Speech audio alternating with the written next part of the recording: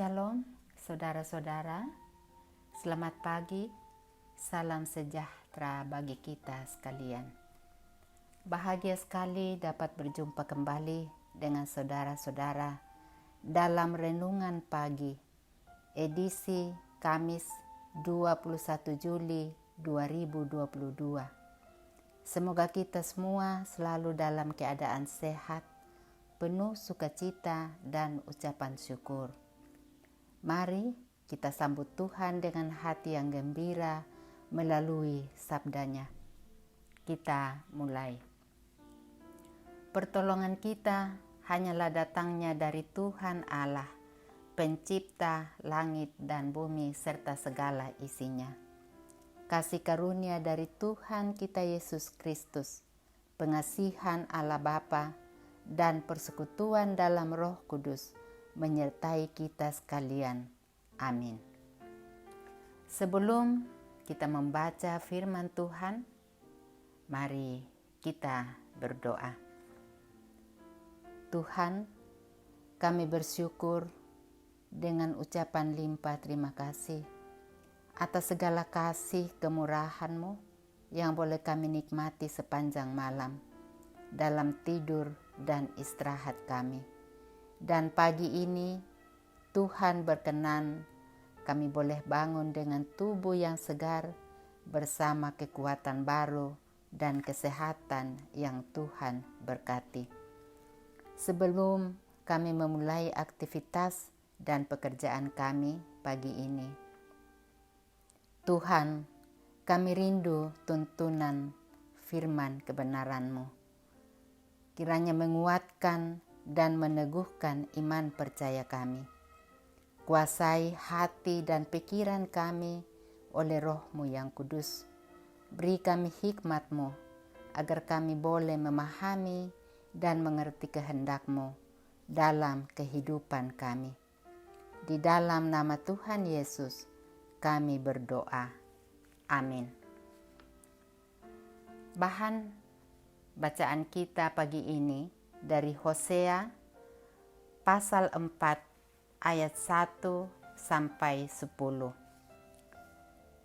Dan saya ambil penekanan pada ayat 1, 2, 3, 9, dan 10. Firman Tuhan berbunyi, menentang imam dan bangsa yang tidak setia. Dengarlah firman Tuhan, hai orang Israel, sebab Tuhan mempunyai perkara dengan penduduk negeri ini. Sebab tidak ada kesetiaan dan tidak ada kasih, dan tidak ada pengenalan akan Allah di negeri ini. Hanya mengutuk, berbohong, membunuh, mencuri, berzinah, melakukan kekerasan, dan penumpahan darah menyusul penumpahan darah. Sebab itu negeri ini akan berkabung dan seluruh penduduknya akan merana. Juga binatang-binatang di padang dan burung-burung di udara, bahkan ikan-ikan di laut akan mati lenyap. Maka seperti nasib rakyat, demikianlah nasib imam. Aku akan menghukum dia karena tindakan-tindakannya, dan aku akan membalaskan perbuatan-perbuatannya kepadanya. Mereka akan makan tetapi tidak menjadi kenyang. Mereka akan bersundal tetapi tidak menjadi banyak, sebab mereka telah meninggalkan Tuhan untuk berpegang kepada sundal. Tema renungan kita pagi ini adalah dosa Israel dirinci, atau dalam bahasa Toraja, di bulo-bulo tu kasalanna to Israel. Pasal ini diawali dengan maksud Allah untuk menyeret Israel ke meja hijau Allah, karena banyak kesalahan yang dilakukan Israel. Pada ayat 1, ungkapan pada ayat 1 merupakan ungkapan kunci dan sentral dalam pemberitaan Hosea tentang betapa dalam dan hebatnya kesalahan-kesalahan yang dilakukan Israel. Untuk semua yang Israel lakukan, Allah akan bertindak bukan sebagai suami, tetapi sebagai hakim. Melalui Hosea disampaikan bahwa Allah tidak hanya mengadukan orang Israel, tetapi juga para imam dan para nabi yang mestinya menuntun umat kepada kebenaran Allah.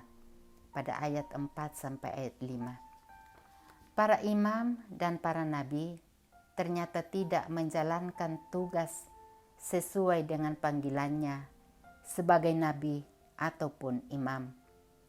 Mereka lebih mengutamakan materi ketimbang menyatakan kebenaran Allah. Ayat 6 dan 8. Bahkan Hosea melihat bahwa pejabat agamalah yang memelopori sikap menolak pengenalan akan Allah. Kata menolak berasal dari kata Ibrani yada, yang berarti menolak persekutuan yang intim dengan Allah dan berselingkuh dengan ilah-ilah lain. Allah tidak tinggal diam melihat sikap penolakan umat terhadap dirinya. Allah tidak hanya menghakimi, tetapi juga menghukum. Bangsa Israel dan para pejabat agama akan mendapat hukuman yang sama dari Allah. Namun, di balik penghukuman itu, ada juga berita pengharapan. Pada ayat yang ke-15, setiap orang Kristen adalah pemimpin rohani bagi lingkungannya. Maka peringatan dan tudingan dosa ini seharusnya menjadi tanda awas buat kita. Jangan sampai perilaku dan sikap kita yang tidak peduli kepada masyarakat sekeliling membuat mereka semakin berdosa. Ingat, Tuhan akan menuntut tanggung jawab dari setiap kita. Amin.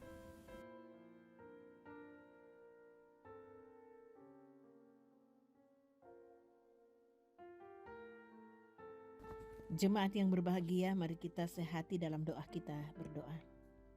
Oh Tuhan, Bapa dalam kerajaan sorga, Allah pencipta langit bumi dan segala isinya. Kami sungguh bersyukur di pagi hari ini Engkau membangunkan kami dengan tubuh keberkatan dan disiapkan untuk menjalani hari ini. Terlebih Tuhan, kami disapa firman-Mu dengan tema dosa Israel dirinci, atau dalam bahasa Toraja dibulo-bulo tu kasalanna to Israel. Terima kasih untuk hamba-Mu Diaken Runiosa Tasik Tangka Bamedan yang Tuhan pakai dalam pemberitaan firman.